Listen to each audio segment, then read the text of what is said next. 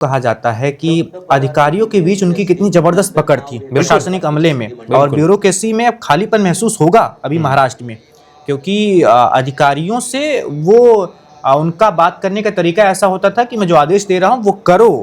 वो आज के दौर में हम जानते हैं कि अधिकारी कितने भी किसी भी सरकार में कितने ताकतवर हो जाते हैं, और कई बार नेताओं की बात मानने से भी अगर कोई बड़ा नेता ना हो तो मना ही कर देते हैं। मुख्यमंत्री से ही सीधे आदेश लेना पसंद करते हैं, लेकिन दादा का ऐसा रुतबा था कि जो कह देते थे वो करवा के ही रहते थे। वो देखिए दादा ये को एक लगा ना कहीं अन्याय हो रहा है या जान के काम रुकावट डाली जा रही है, तो दादा ऐसे बोलते थे, एक मिनट एक मिनट।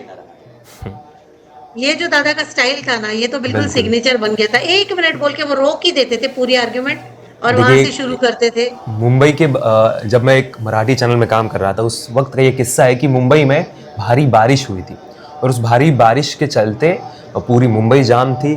उस वक्त अजित पवार ने एक ऐसी मीटिंग ली थी जो रात के 3 बजे तक चली थी। सारे मेन नेता, सारे वहाँ के अधिकारी वहाँ पर मौजूद थे, और फिर सिर्फ 3 घंटे बाद सुबह 6 बजे अजित पवार फिर से वहाँ पर मौजूद थे।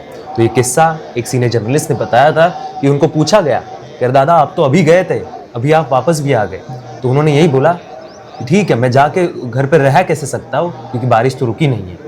तो वे वही था कि वॉर रूम में मौजूद रहने वाला नेता लोगों को कोविड के समय में जहाँ पर लोगों को ऑक्सीजन की कमियाँ हो रही है, उनका एक कुछ 2-3 नंबर्स ऐसे थे कि उनके ओएसडी के नंबर, उनके पीएस के नंबर वो पूरे महाराष्ट्र में फैल चुके थे, और वो हमेशा बचते रहते थे और उनको उठाया जाता था। जितना हो सकता है उतनी मदद अजित पवार ने वहाँ पर की थी। और अभी आप जो दृश्य देख रहे हो उस दृश्य में आप ये बात मैं आपको बता दूं, ये जो लोग लकड़ियों को रचाने का काम कर रहे हैं ये कोई वहाँ के नॉर्मल कोई कार्यकर्ता नहीं। उनमें से कई लोग वहाँ के एमएलएज हैं, कई लोग एनसीपी के बड़े बड़े नेता हैं। तो कहीं ना कहीं वो ये सम्मान भी बताता है कि हम आखिरी वक्त तक अजित दादा के साथ है, और एक सम्मान के भाव से एक एक लकड़ी वहाँ पर रखी जा रही है।